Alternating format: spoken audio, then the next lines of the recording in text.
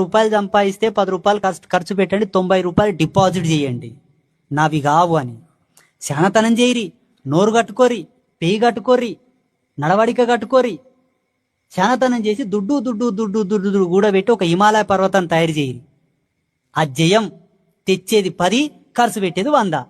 ఇంకా నాన్న గొప్ప కావాలంటే ఏడైతావు?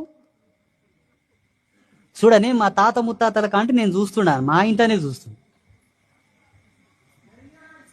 అర్థమవుతుందా?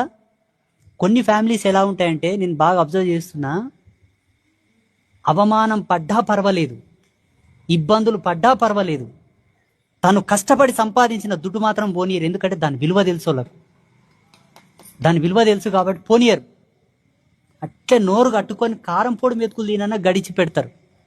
అది బాని, బతికితే అట్లనే బతకాలి, మీకు తెలియదు.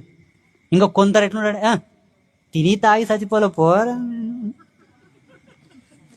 తింటాడు తాతాడు అన్నీ బాగుంటాయి. రేపు పెండ్లం ఏకటైనాక కాన్పు కోసం, దొరా నా పెండ్లం కాన్పు అయితే లేదు, 10,000 దొరా మా తాత చచ్చిపోయిండు, మనం చేసుకుంటే ఒక 5,000 దొరా. తిని తాగేటప్పుడు గుర్తొచ్చలేదు మనగానికి, నా ఎన్కోటి ఉండదు మాయా, రేపేం జరుగుతుందో, ఏ పొద్దు ఎట్లొస్తుందో గడిచి పెట్టుకుందామనేది తెలియదు.